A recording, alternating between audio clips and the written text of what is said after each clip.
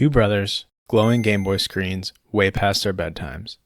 On those tiny displays, we weren't just kids. We were adventurers, exploring a world no one else knew existed. It was a sinking island, a wild quest for magical keys, portals to untamed lands, and a bond forged in the digital DNA of monsters we still remember by name. This was our secret world, our shared language, and an adventure that, even decades later, still lives with us. This is how Dragon Warrior Monsters 2 became more than just a game, it became our childhood's greatest journey. The year is 2001. The Game Boy Color is king, and the monster-taming world is completely dominated by one single behemoth. Then, this little cartridge from NX shows up. Dragon Warrior Monsters 2. It came in two flavors, Cobi's Journey and Tara's Adventure, which was the classic move to get you and a friend, or in my case, a brother, to hook up your link cables.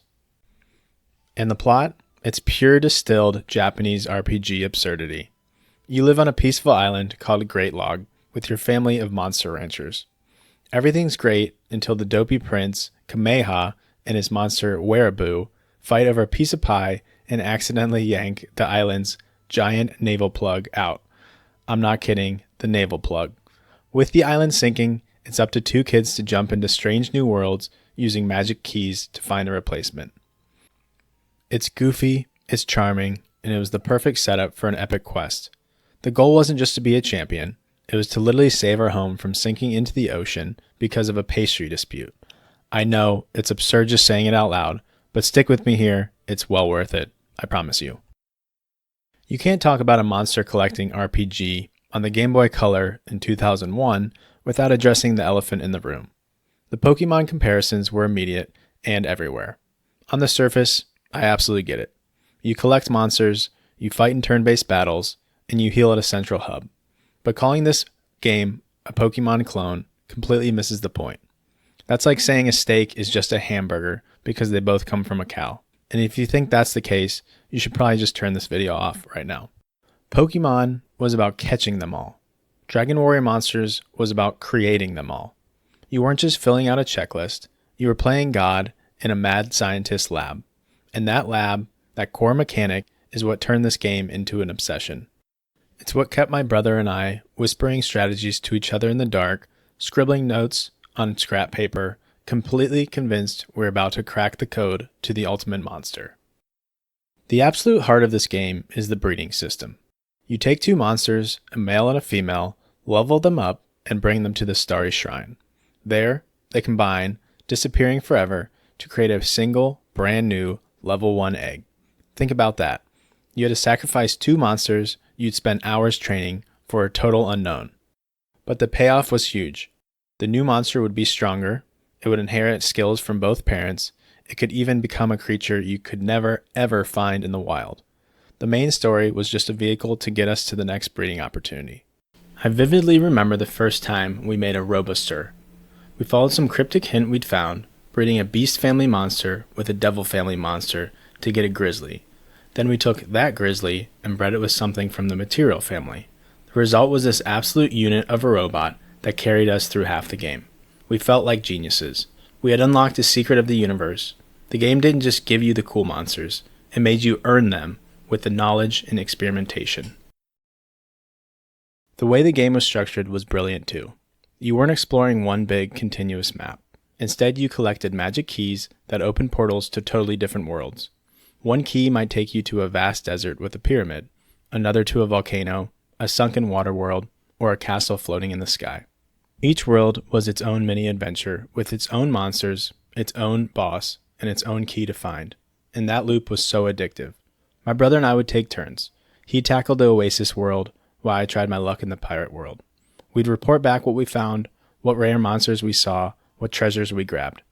The dungeons were also randomized, which meant no two trips were ever the same, giving the game this insane replayability long after the story was over. The real thrill was just the discovery, knowing that any door could lead to a monster we had never seen before. And the monsters themselves. Man, what a cast. The designs were done by the legendary Akira Toriyama of Dragon Ball fame, so every single creature was just dripping with personality. They weren't just cute animals, they were demons, zombies, animated objects, and majestic beasts. There were over 300 of them, which was a massive number for the time. We had our favorites, our personal legends. There was Evil Armor, a walking suit of haunted armor that just looked impossibly cool to our 10-year-old eyes. There was War Mantis, the 4-armed praying mantis warrior that felt like our secret weapon. And then there were the Holy Grails, the ones that took entire family trees to create. I'm talking about monsters like King Leo, the giant purple lion. Quick sidebar, I just had a kid and his name is Leo. Now, I'm not saying I'd name my child after a giant purple lion from this game, because I didn't, but after playing this game as a kid, the name always stuck with me, and well, here we are. Anyway, back to monsters. There was also Rainhawk, the legendary bird of paradise. Creating a Rainhawk was our magnum opus. It took this long chain of specific, high-level breeds that we had meticulously mapped out. We were trading monsters back and forth over the link cable, helping each other piece it all together. It was a full-on joint project that took us weeks. So I have to ask you, what was the monster you were most proud of breeding? Whether it was in this game or any other, let us know in the comments. We'd love to read your own monster stories. Let's be real, the game wasn't perfect. It was a product of its time, and that meant one thing, the grind. You had to grind for levels, you had to grind for gold to buy endless sirloin to tame wild monsters. You had to grind monsters up to a high level just to breed them away for a new level 1 baby, and then you'd start the grind all over again. But the grind felt different here. It felt purposeful. Every level you gained, every stat point that went up, was a direct investment in your next great creation. After you finally find a new plug for the island and the credits roll, the game shows its true colors. It's not over, it's just beginning. The post-game opens up a universe of new, procedurally generated magic keys that lead to endless worlds, with quests to find legendary items and recruit boss monsters from the whole Dragon Quest series. Guys like Pizarro and Durin became our new targets. Looking back, Dragon Warrior Monsters 2 wasn't just a game, it was ours.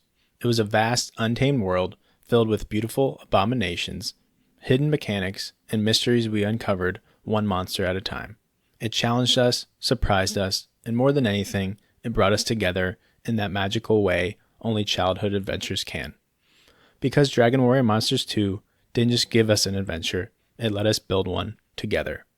Sure, the graphics are simple, the music loops endlessly, but that core loop of exploring, collecting, and creating, it's timeless. The game respected your intelligence and rewarded your dedication. It didn't hand you the cool stuff, it let you create it and earn it. So does this game still hold up?